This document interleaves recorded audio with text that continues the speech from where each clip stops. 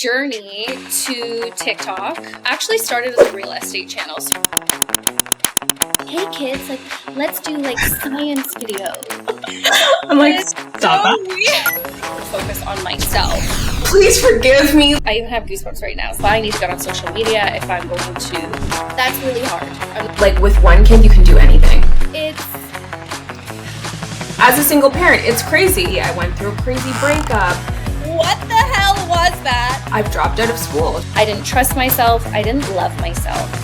Abusive or whatever that looks like that you had to get out of. Love yourself. It's so sad because I always knew that our life was going to be great. Clear vision from God. Michelle Fairburn, I am so excited. Welcome to How She Does It. I have been wanting to have you on the podcast since before I had a podcast, okay? Because I've been obsessed with your social media, your presence online, the way that you're just so open and vulnerable, and you're really like a force in social media and in people's lives. Like everybody who I feel comes into contact with you leaves feeling a little bit more inspired and a little bit better than what they once were before they had contact with you. So I really appreciate you taking the time to be here today. And I'd love to start with just talking about how you started posting on social media and how you came to like share your story. For sure. Well, first of all, thank you for having me. And I have to say, everything that you just said about me, I feel the exact same way about. It's a love fest. So my journey to TikTok actually started as a real estate channel. So during the pandemic, or I guess like, I don't know how much into like my history you're going to go, but my like career trajectory has been like very unique, I would say. Mm-hmm. And then just before the pandemic, kind of opportunities, or I guess like space opened up for me to focus on myself. So I was like, well, what am I going to do with my life? So I had a few different things that I wanted to do. And then obviously the pandemic hit, which changed things for me. And like 70 other thousand people in Toronto, I decided to become a realtor. Was it 70,000? Well, I think we're at like 70,000 realtors in Toronto, and a lot of them became realtors during the pandemic. I don't know, it's probably like maybe like 30,000 of us, but it's still a lot of us became realtors during the pandemic. Mm-hmm. And obviously when you're in real estate, you need to have a network or a sphere. That's what they always talk about. That's how you get your clients. Because I am a self-proclaimed introvert, I don't have a huge personal network. So I was like, well, I need to get on social media if I'm going to, get clients. So that was actually what my TikTok started as. It was a real estate TikTok account. Oh.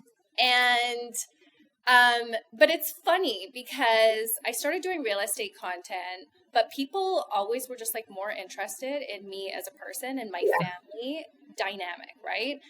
And it's, what's actually even more interesting is even when my kids were little, because it's not just like doing the videos, not just speaking, it's like the creative aspect of TikTok and everything. Yeah. I love creating the video, editing the video, all that stuff. So I would always be like, hey kids, like, let's do like science videos, like make little kids. And then I'd edit them and like put music to it. So I really love like the creative aspect to it. And so my kids laugh now. They're like, Mom, this is so funny. Like all along, it was you. You are the one that wanted to do this, right?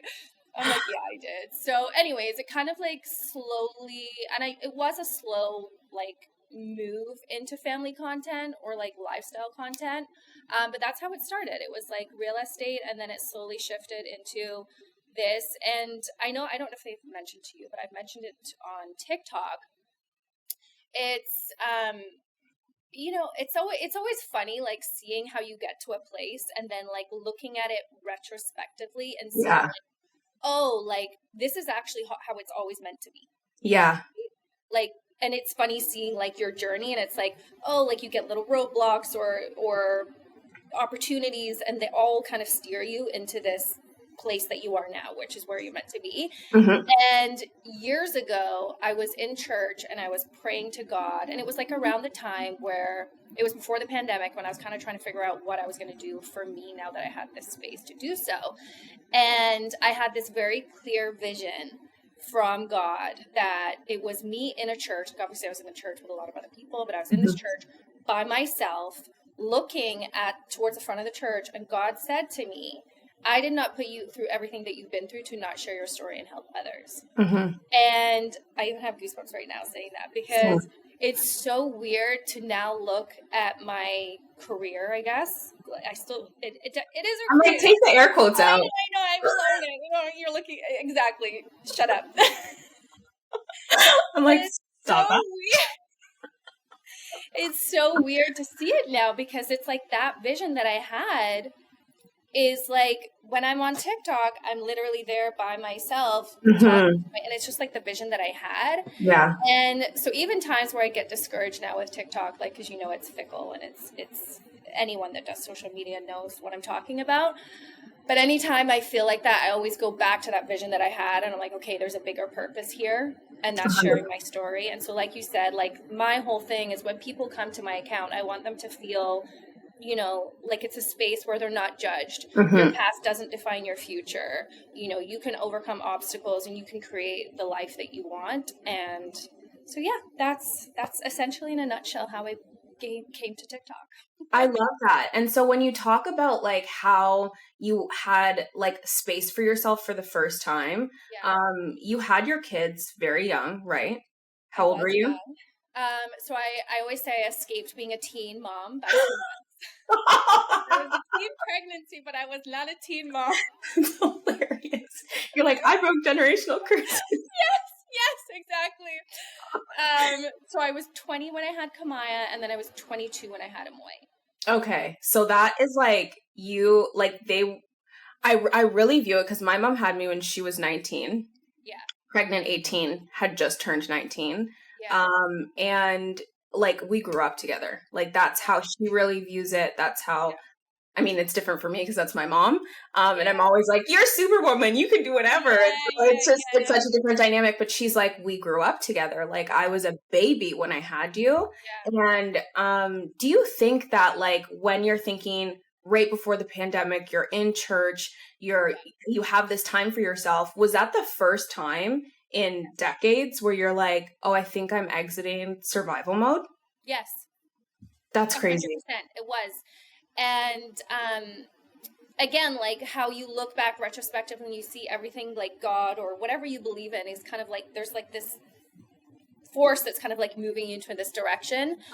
And like a little bit of backstory for those that don't know, my eldest daughter was an actor. So like I was like momager for so many years, like managed her career. She has had a really successful career. And it was like just before the pandemic, she had turned 16, which meant that legally she could be on set by herself, so I wouldn't have to be there. So she was like a full-time actress since she was 13. So like it really did take over our whole family's life. Like honestly, it really did. And so just before the pandemic, it was like that happened. I got baptized. I kind of like shed my old self and like was this born again version of myself. And yeah, it was the first time that I gave myself permission to actually focus on myself. Yeah. And it's weird what you say about that. Like, yeah, I look back and even though there's only 2 years difference between my kids, like I really feel like, and we can get into like parenting stuff, but it's weird seeing the dynamic because me and Kamai definitely did grow up together. But even with just that 2-year difference, it doesn't feel the same way with Amoy. Like it feels like me and Kamai kind of grew up together, but me and Amoy, like I was like more, not that I was like not mom to Kamai, but like a different dynamic, even with that 2.5-year difference. So yeah. That's so interesting. And I feel like with I only have Ivy. I only have one dog. So it's like with your first, I feel like there's so many. It's like sometimes I feel like a fumbling idiot. I'm like, girl, please forgive me. Like, I pray that you don't hold this against me. Like, you're doing everything for the first time. And so was there like huge differences? And you talk a lot online about Kamaya's career and how that has like your family sacrificed a lot. And so how did Amoy feel about that? And how were you able to balance giving both of your daughters what they need and deserve? Um, Gosh, this is really hard because I don't even know necessarily if I did it the right way. I just kind of did what we had to do. Yeah. I mean, even when I say it out loud, I'm like, oh well, maybe that wasn't like the best way. But again, it was like we were really in survival mode, and Kamaya's career wasn't like something that we set out and we're like, okay, yeah, you're going to be a full-time actor at 13. Like that was never a thing. It was like Amoy did gymnastics, that was her thing, and Kamaya did auditions. She just really loved auditioning. If she never booked anything, she would have just had fun going to the auditions, right? Mm-hmm. And then when she booked her first show, it was like, oh, like contracts have been signed, lawyers, agents, everyone's involved. Like, even if we wanted to back out, we can't back out, right? So it just I can only describe it as a snowball. And like me and Kamai have had some really like big heart to hearts, especially in like the past, I want to say 2 years. And it's me and Kamai's dynamic is definitely like, I don't know, the dynamic's weird because it's also now merged with business, right? So like mom and daughter and then business is like when to put on that different hat. That's really hard. I'm not going to lie. It's really hard. And then with Amoy growing up, we had to sacrifice like extracurriculars. Like I remember one time we signed up for gymnastics and I'm like, okay, Kamaya has a break. Let's feed into you. And then she booked something and we had to literally withdraw Amoy from gymnastics. And again, me and Amoy have had heart to hearts about this. And it's actually really cool because it's given Amoy her passion of what she wants to do in her like adult career life, or at least for now. I mean, she's 18, it might change. But there definitely were a lot of feelings, and it definitely wasn't easy. It really wasn't easy. And now anytime someone says, oh, I want to get my kid into acting, I'm like, take a step back and think what you really do, right? Because I think we've all come out of this different, right? Not necessarily all in the best ways. Like, obviously, there were so many good aspects. There were so many good parts, like good opportunities. My eldest daughter is 20 and she owns a condo. Like, those things wouldn't have happened. But there was a lot of sacrifice. You do your best until you know better, and then you do even better. Yeah. So we kind of did the best with what we had at the time. But yeah, I feel and you want to put your kid into acting, I would definitely say, especially if you're a single parent. Like if you're a 2-parent family, I think that can also be a lot easier. Like, with all the time that we spent in the industry with child actors, I would definitely say I can't actually think of another single parent family that did that. I can't. Yeah, especially with like, it's like, I always say, like with one kid, you can do anything. Yeah. 2, 3. I'm like, that's so, it's a different ballgame. And that's what, but I think that like all that being said, you've done a good job because your family is intact. Yes. Everyone loves each other.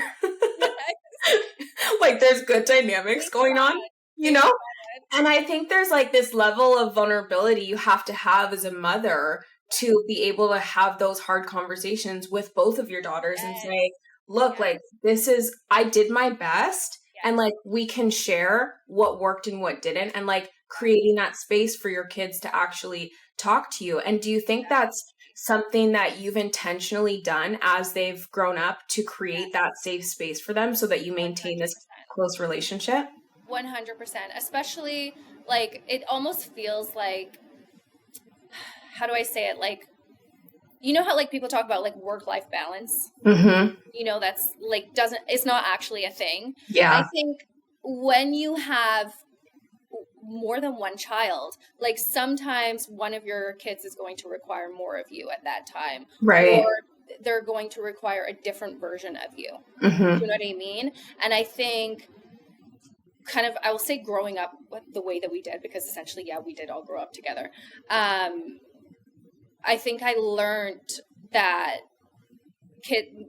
both of my kids are going to need me more at different times, and they're also going to require different versions of myself. And I think it also created us this environment where we have, like, I would say more open communication than maybe that is typical than a normal family. Do you know what I mean? Like, we really have good, strong communication. We have, I'm getting all like frazzled about it because obviously it's like it's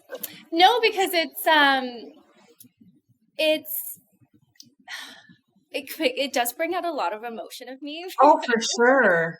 Because okay, let me take a moment. Okay. Because it really does. It's not that it's a sore spot, but it's definitely, it has not been easy. Yeah. And I think we're even still kind of going through it. Yeah. You know, and like looking back at certain aspects of it and saying like, oh, we could have done this differently, or, you know, so I'd say we're going through this like transitional phase right now. So for me to say like, oh, we're like this complete package and like wrap it up in a nice bow and say like, oh, this is, if someone else was to go through this, like this is how they do it. I don't, that's not where we're at. We're still going through it right now. So we're still learning. We're still kind of, we're still going through it. But as far as communication, yeah, I would say definitely like open communication, and just at the end of the day, having forgiveness and love for each other, and saying like, okay, we did, there was no guidebook, especially with my eldest daughter. We're like, holy, can I swear? Yeah. Holy shit. Yeah. Like, what the hell was that? There was literally no guidebook for any, like, who the hell has a guidebook that says your daughter is going to become like one of the most successful Canadian child actors, and this is how you're going to deal with it as a single parent? Yeah. No, that's insane. Write the guidebook? I was gonna say, you literally need to, like, the mother's, like, guidebook to, like, child acting. And, like, managing it as a single parent. It's crazy. And I think, too, that, you said, like, you're still going through it. Like, you're in a transitional season. And it's interesting because, yes, Amoy's 18, Kamaya's in her early 20s. They're both young adults. Yeah. It's weird, though, how, especially what I've experienced with my mom, I needed her more in my 20s than ever in my entire life. And that was really hard for both of us. And I feel like finally now we're coming on the other side of a lot of hard things. And I mean, I had a baby, I went through a crazy breakup. There's just so many big life things that my mom has had to parent support me through as an adult, that I think it can be a lot of strain on a mother-daughter relationship. But I think that the most important thing is maintaining the foundation so that you guys can always come back to one another, and maintaining the openness and the transparency, so that it's like, maybe right now I don't like you so much. Maybe right now it's like hard to deal with you, or you're butting heads, or you're not seeing eye to eye, or you're not agreeing with certain decisions that they're making. Because I think that I've worried my mom a lot with some of the things that I've done and the decisions that I've made. And like, I've dropped out of school. She was like, what? And I hid it from her, by the way, for like, a semester. Yeah. I pretended I was going to school and I was working, and she was like, kind of like side eye, like, how are you managing all of this? Because I was working full time, and I just didn't have the courage to tell her. Know this. Yeah, it's like the biggest lie I've ever told my mom, obviously. And yeah, and then finally I like told her, and she was massively disappointed. I think that me graduating university was a dream that she had, that she put on me, and it was not my dream. And so I tried to do this thing for her. I tried to do this thing for our family, and all that kind of stuff. And being like, having a white mom, being biracial, there is a lot that plays into like, it's just your identity, and feeling like you need to live up to, you're not good enough for the black side, you're not good enough for the white side, you're just like in this middle space. And so there was just a lot of pressure to be this certain way, and I just wasn't. And so I had to break that down slowly. But I say all that to say that it's just so important to give grace, I think, for the mother-daughter relationship in young adulthood because it transitions so much. Yeah. Well, it's also, and I didn't have a mom growing up, so I actually have Yeah, nothing to go off of. So, um, so fair.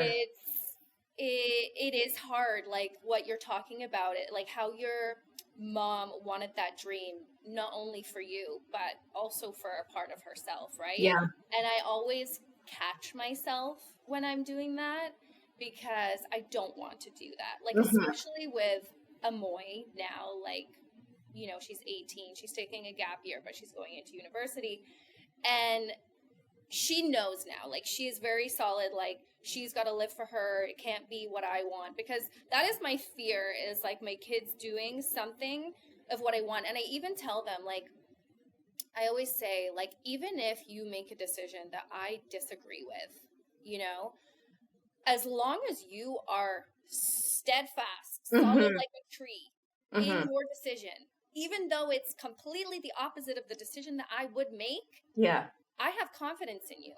Yeah. Like, go do what it is that, like, I love that for you, you Yeah. know? Because to feel confident in your decision and your decision making is all I could hope for as a mom. Like, Hmm. honestly, you know, Yeah. if Yeah. Moy wants to go and be a child psychologist and work with the siblings of child actors, which is what she wants to do, Oh.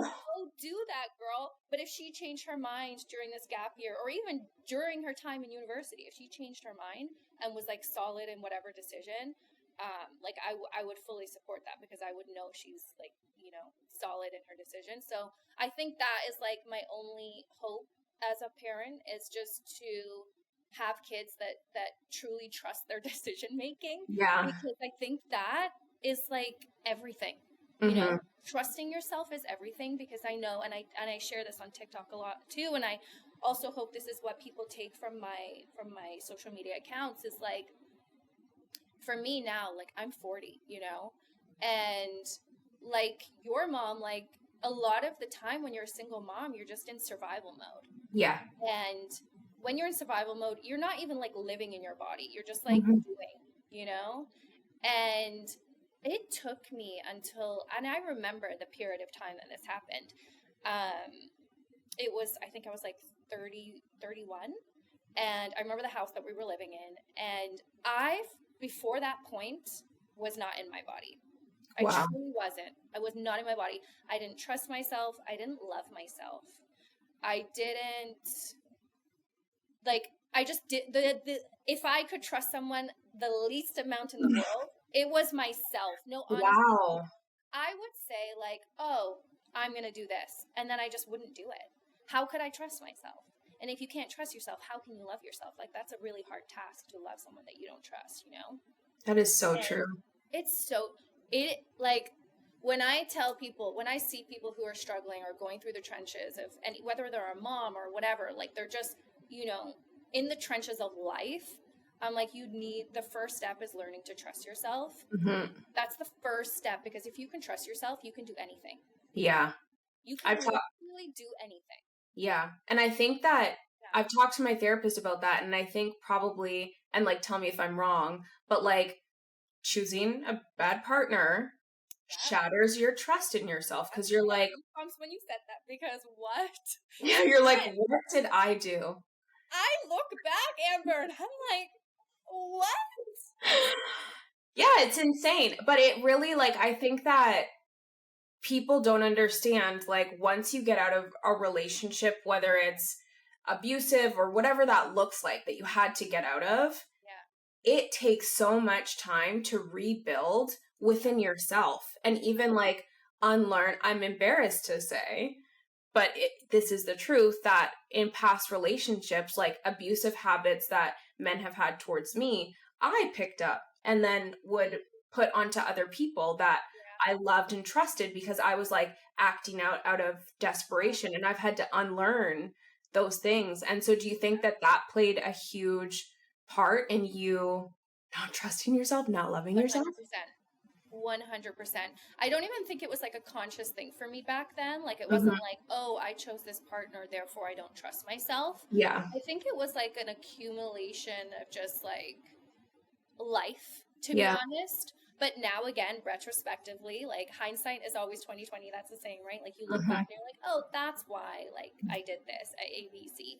Yeah. And I think for sure that impacted my ability to trust myself. And then after that, I think it was just like a sequence of just me saying I was going to do things, and then I just didn't do them because like my soul and my heart and my mind, everything was just like so beaten down that I can't even I can't even tell you what it was. I think it was just like a lack of love for myself, that because as a result of all the bullshit that I went through with, especially with my ex-husband, Mm-hmm. he really did put me in a like a mindset of just like, well, PTSD was like Yeah. a huge thing for me. Yeah. And I just wasn't present in my own life. I wasn't present in my own body. And that road to learning how to trust myself again was a really long one. I think also like when you're a single mom, you don't even have the privilege to put the time into it, you know? Yeah. Like that wasn't even a thought for me. Yeah. It was just, how am I going to feed my kids today? Yeah. And I Am I going to be a healthier version of myself? Like it just wasn't a thought, especially back then. We didn't have TikTok and all these other things like with this, you know, information at our fingertips. yeah. So for me, when I turned 30, again, looking back, God or whoever was up here, you know, Mm-hmm. all the things that he needed to do. But I remember I started running. And I don't even remember why I started to run, but running, Oh, I'm that's not kidding, changed my life. mm-hmm. Like it changed my life. And it wasn't, oh, we're going to go on a run, it's going to change your life. It was literally the simple act of saying I was going to go on a run and then going on the run. Like, I'm not even kidding. This is why I drive habits drill them into my kids. I'm like, we all have habit trackers. You Yeah. need to have a routine. You need to check. No, I'm like so It's militant about it. it's true though. It like builds this like resiliency within yourself. Yeah. Yes. And that's how you learn to love yourself, Mm-hmm. trust yourself, because you say you're going to do A, B, C, D, E, F, G every day, and you do that every single day. How can you not trust yourself? You're literally saying you're going to do something and you do it. Yeah. Therefore, you're unstoppable, because then you can say, oh, I'm going to climb Mount Kilimanjaro or whatever. Okay, yes, you know in yourself you're going to go do that because you said you're going to do it. Yeah. So that for me was like a pivotal moment. And then again, that like 3-year span of my life was really transformational because I just learned how to trust myself and love myself again.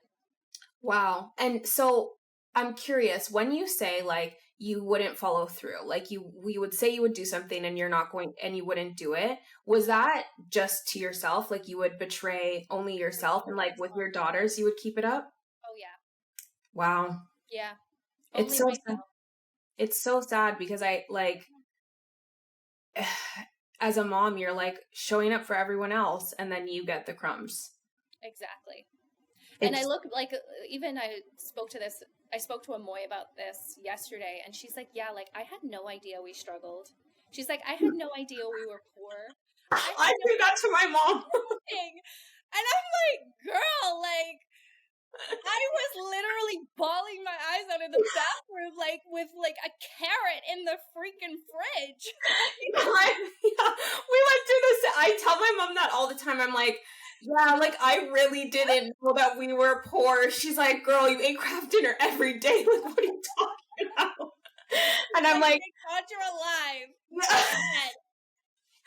I'm like, I had no clue. And I think that that is a testament to the parent that you are. Like the parent that you and my mom, I feel like a lot of similarities in how you parent your kids and like how you show up. It's like everything for your kids. You will do whatever it takes. And so I wonder for you, what do you think is a differentiator that like allows you to have so much grit and so much resilience to push on for decades? Because I think that that's an issue with our generation today. People are weak. Yes. Well, Amber, you said it. You said it. Like I'll be the bad guy. True. So true. Actually, I was just talking to my friend the other day. He's my pastor's brother. And we were kind of talking about like, because obviously now with this transitional period with my eldest daughter and like acting and all this stuff, like we were talking, because I honestly, I can only say it's God. Even before I believed in God, I could only say it's God, because he's like, well, how, okay, rewind. I was like, no, when my kids were little, and when I tell you, Amber, it's not like, oh, we didn't have any food. Like, it's like, no, quite literally, like, we didn't have any food. Like, I would go to the student food banks at my college. Yeah. I would go to the food banks, right? And I always knew that our life was going to be great. Like, What a testimony. I literally don't know how, because it's not like I have a family history of, like, greatness, right? Yeah. Or, like, tenacity. My family is, like, everyone's like on welfare and lives in housing. Like, this was not something that I was shown, but I just always knew that our life was going to be great. I didn't know how it was going to play out, but I knew that we were going to do great things. And when he asked me, he's like, well, how, like, you didn't even believe in God back then, so you can't like put that to faith, right? But I can just say it's God, because even on my darkest days, I knew tomorrow was the possibility of a better day. Like, always. And I'm like, maybe you just didn't call it God back then. Maybe it was. That's what I said to my friend. I knew, I clearly had faith. Yeah. But I did not have a name to put that to. Yeah. You know? Yeah. And that makes a lot of sense. And I think that something that I feel was instilled in me, like, and even to this day, like, I texted my mom 2 days ago and I was like, do you believe in me? And she was like, what? Of course. Like, but I think that there is this level of like radical like faith, like having radical faith. That's what I've always had. Yeah. And it's having like that component, and then being able to have the audacity to dream bigger than your current circumstance, to be able to see the bigger picture and say, I feel inside I was destined for more than what I'm living in today, and then waking up every single day and moving towards it. Amber, that is so good. Yeah, but that's what you did. Like, and that's exactly it. But even I do want to add, even when you're not moving towards it, because there was a chunk of my life where I swear I was just stagnant. Because I quite literally did not give myself the permission, the love, the trust to do those things. And it was a long time. Yeah. And I was not a happy person. I was quite sad, right? But I just had this unwavering faith that it was not my forever situation. Yeah. I just had this unwavering faith. And I always say, like, people can tell you to do things. People can, you can read all the books, you can listen to all the podcasts, but until you put in the work, nothing is going to change. And that might not be today. It might not be tomorrow, but it could be next month. It could be next year. But things are going to get better. Things are going to change, and something's going to click, and you're going to start making that ball roll. And once that ball rolls, it's a snowball. It just gets bigger and bigger and bigger, and things get better and better and better. And I truly do think everyone has a story to share. Everyone has a testimony, and that in turn goes out and has a ripple effect on others. So I'm so, like, exactly what you said. That's exactly what it was for me. Yeah. And I really I think that you can see that in your daughters. Like, you raised really strong, competent, smart, successful women who are just starting. You know what I mean? Like, they're at the beginning of all of the amazing things that they're going to do and how big they're able to dream. And I'm not sure if you've read the book. Do you know Ed Milet? Yes. Okay. And do you know, so he always talks about the power of one more and being like the one person in your family to like change the trajectory. And you mentioned like there was no one, you had nothing to go off of. You were just like all of these things. And I think it's super interesting when somebody builds something and then raises humans that are just great and spectacular and all the things, but they didn't have a blueprint, and they do things in spite of. And I really love to place emphasis on that, because I think that a lot of the times people think that you have to have all of these amazing influences, you're ahead in life in order to do these great things. And I'm like, no, sometimes you can see things around you and be like, oh, this example that I had, I'm going to do the opposite of that. I'm going to make sure. Exactly. And so was that part of like, Yes. Immediately, yes. Even when it comes to parenting, there were things, I mean, I gotta say, my dad is essentially the one that changed things for our family. I don't even want to take credit that it was all me. I think, okay. and I always say this to my kids, like and I think with a lot of new age stuff, people would disagree with me, but for me, it's every generation's responsibility to do better than the last. Yeah.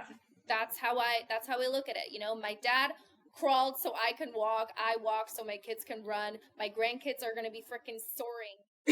Hurdles. Okay. Right. So like, there were obviously, like, my dad, he moved us to Canada to get away from our family because there was lots of drug, alcohol, suicide, like depression, diabetes, like everything that you can think of. I thankfully was not raised around that. I just knew it across the ocean, you know? So my dad really did change things for us that way. But there definitely, like, when it came to parenting my kids, I looked at people around me. I said, okay, what did my dad always talk to me about drugs? Always. I never did a drug in my life, right? Mm-hmm. So I always knew, okay, if I over communicate with my kids about certain things, they will make smart choices. Yeah. And I can honestly say, yes, like, it kept my kids from doing a lot of things just with open communication. And even like when I tell my kids now, like, about business, because I love business. Actually, me and Amoy were just talking yesterday, and I was like, it's just so fun for me. So like, I never want my kids to think like, oh, like, I'm like a workhorse and my kids need to be workhorses. But I want them to understand that, like, this is a game for me and it's fun for me. Yeah. You know? And I want them to see work as fun. I'm getting off topic there, but like, the reason I say that is because I took that from other people, even people that I don't even have in my immediate sphere, like podcasts, whatever. Yeah. I take things from people, like how they have family values, their work ethic, how they raise their kids, and then I try and implement that into how I raise my kids. Because when you don't have a blueprint, you have to kind of take it from somewhere. Yeah. It doesn't have to be people in your life. Like, you can look at people that you've never met and you will never meet in your life. Yep. You take that and you implement that into your family. So, yeah. And I feel like that's like probably one of the strongest takeaways, is that you can create your own like scrapbook blueprint type of situation for what this looks like for you. And I'm such a huge proponent of, like, obviously I have my mom and she is amazing and I look up to her, and like any big decision I go to consult her on, but it's like I need more than just her. She knows that, she supports that. And I find that from other people online, in books, and I feel like that's how you build up a support system when maybe you feel like you're not getting exactly what you need. Because I also think that your family and your friends don't necessarily need to be those people. They could be the people that you enjoy life with and you celebrate with and you grow with and you like bounce ideas off of. But like, my career is very different than my best friend, is very different than, you know, like a partner that I may have. And I need not ask them to fill those cups. And it's like, go out and be gritty and resilient and build that and fill your own cup in order to accomplish that goal. Exactly. No, you're so right. Like, I remember during that transitional phase of my life, like when I found God, I started running and like all those things. I'm not even kidding. I would listen to about 6 podcasts a day. Yeah. Like, literally not kidding. I would listen in the shower. I'd listen in the car. I would listen when I was cooking. Mel Robbins and Rachel Hollis, who I think has since been canceled, but then she was like uncanceled. But I listened to those 2 women and read their books and watched their YouTube channel. Like, when I went from not feeding myself, not physically, but like not feeding into myself, right? Yeah. To doing nothing but feeding into myself for at least 2 years. Like, I literally There was not a podcast that I had not listened to. So what do you think, like, how did that impact your growth? Because you've touched a little bit on the businesses and stuff, and how was that able to shift your mindset? Because I feel like you're kind of like, how I view you is you're so able to take risks and move into different spaces with so much confidence. And I'm like, did that build throughout that time? Well, I think almost my not, because I had got to my 30s and like a lot of that was my daughter's career. I was in college. Like I didn't actually have anything really that solid in my life. So I think taking risks was actually easy for me. And this is what I even say about my daughter's career, because she's like, Mom, like looking back, like what the hell? Like what were you doing? And I was like, well, I didn't have a career. Like I was on student loans at George Brown College. Like, Yeah. you know? So Yeah. to be like, oh, like you got this show, it was like, okay, cool, like let's go do it. So I think for me, I've always had this like, and I think I get it from my dad and my granddad. Actually, this is for my granddad. He was like a Rolling Stone. He traveled his whole life. Like he was a real free spirit. So I think I just have like this innate free spirit and all this like childlike curiosity where I just can't be tamed. Like anything that I see, if I want it, I'm going to go after it. Yeah. And I don't really I never look at risk as a bad thing. And even Amoy can attest to this. Even yesterday I was texting Kamaya and I was like, exactly what you're like, think bigger. Think bigger. You know, like never limit, like that.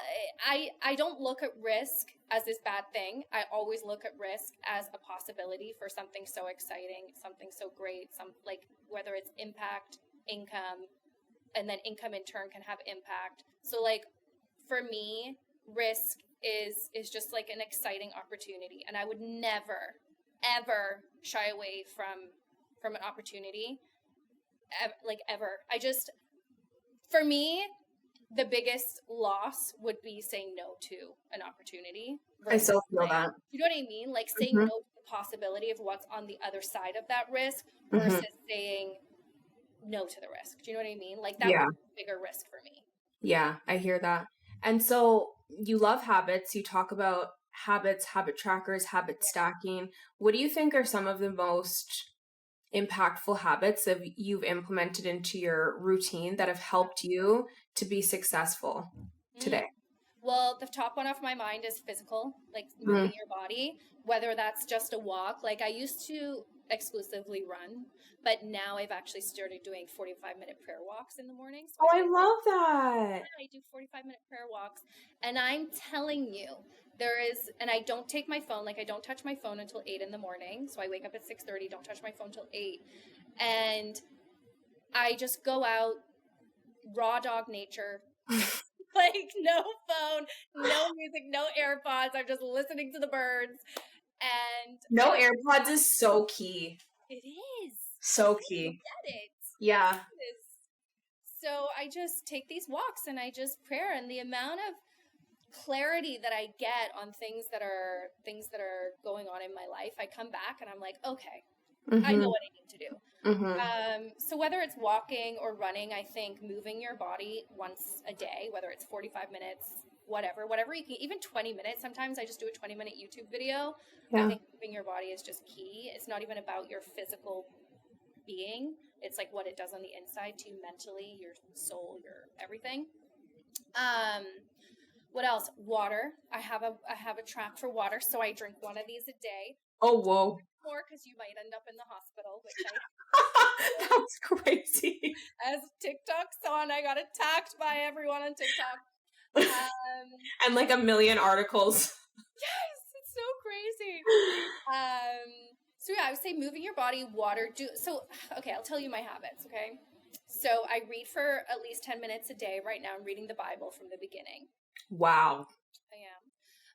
Drinking my thing of water every day, moving my body for 45 minutes, also doing something to like exercise your brain, learn something new. So for me, that's Spanish. So I do a Spanish lesson every single day. Oh, I love that. Emily, what else do I have on my habits? I should know. Oh, this one is big. And it's actually, the reason I didn't mention it is because it's like such a low priority for me. I'm done. But I have to have it on there. I just like will be a hermit. I have Be Social 2 times a week. So what does that mean for you? Like going coffee with a friend or like what? I can't believe you have to schedule it in. Honestly, it's so fair though. That's so fair. It is. Like, it just becomes not a priority for me, but I know we are social beings. We need to be social, right? So it can be coffee. I count church on Sunday. Social time. Fair. It's valid. You're like, I'm around people that I didn't birth. Exactly. Okay. So church is one, and then it can be coffee. I went to coffee with my friend the other day. Check. I honestly love it, and I've been seeing your stories. Like you're out a little bit more, and I'm like, oh, that's nice for her. It's actually been quite a busy couple of weeks, and my social battery is a little depleted, but it's yeah. A little. Well, I mean, I think that's fair, and it's like in seasons, right? Like exactly in seasons. Yeah, and as long as it's a priority, because there is so much power in connecting with people. I think also as a creator online, it helps your creative juices to flow. Yes. Because it can be really hard. So how do you stay consistent with posting online? Oh, this is a good one. I actually had a meeting with my manager yesterday because I think especially like, I was going to say when you're a teenager, it might be a little bit easier, but I'm always a teenager and she goes through things. So that's completely invalidating that everyone has like a good experience. But like when you're me, I'll speak for me, and you're going through like hard times or like stressful times, or your workload is just like, but this is like with anything in life. Actually, I saw a quote, maybe I screenshotted it, but it was like, I think when you're going through hard times, I wouldn't even say hard times, when you're just living life, right? Because it's not nothing necessarily hard, but when you're going through things, and you have to show up online, it can be a real challenge. Hang on, I can't find it. It can be a real challenge, right? Showing up and trying and getting that creative juice flowing. Because, like, for example, yesterday, I was fully in my creativity. The creative juices were flowing and everything. So, how do I do it? Great question. There's definitely ebbs and flows. And I think, like, with anything in life, you just have to accept. Again, like work-life balance, I don't believe in that. That's actually a thing. And I think there's just always going to be ebbs and flows in everything that you do, right? Sometimes this is going to get more of you. Sometimes this is going to get more of you. And because I do have another job outside of social media, sometimes that gets more of me. And then sometimes TikTok gets more of me. But I think what helps, I will give a tip here, is just planning. Like, I'm such a planner. So true. And if I write out, like, I don't necessarily do like a month's content calendar at a time, but I typically do plan what I'm going to do the night before for the next day, like with my life as a whole.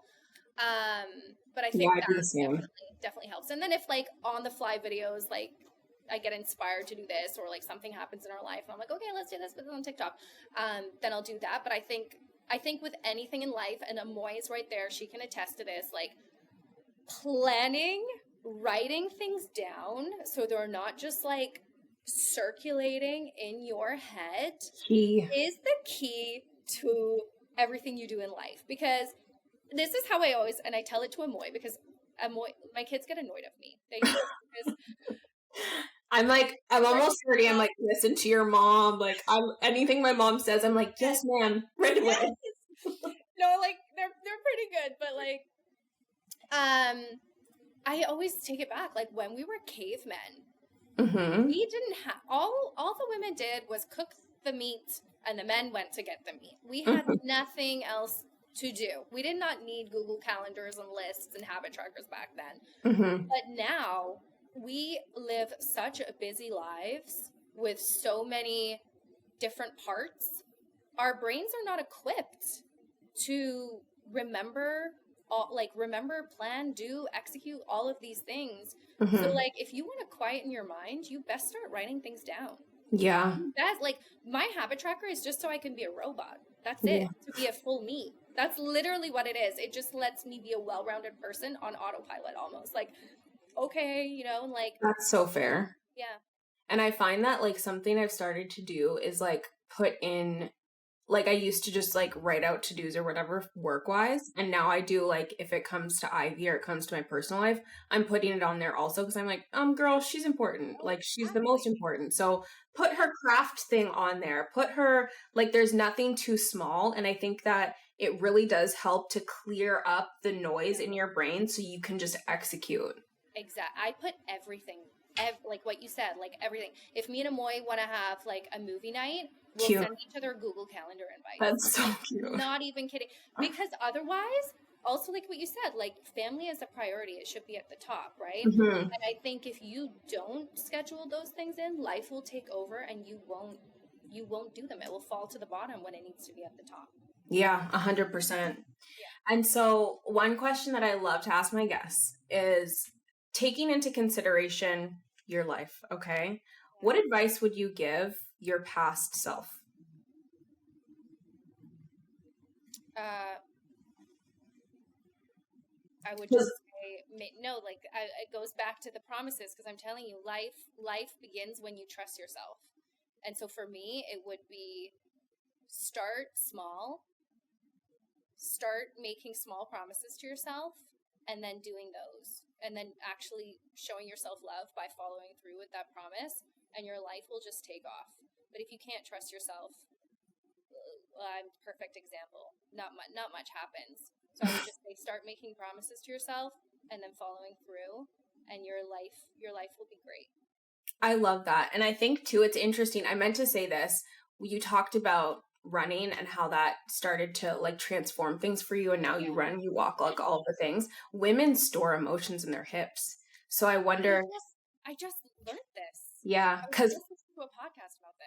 Yeah, because I went through something when I was 22 and I started running, and that helped me, like with my PTSD, all that, because it's releasing. And I have a vivid memory in my condo building of running on the treadmill, and I just started to cry because you just like, it's a physical release. But I think that that's like a secret that people don't, or it's not widely known, that we really do store a lot there. So it's so important to get that movement in, and it can really change your trajectory.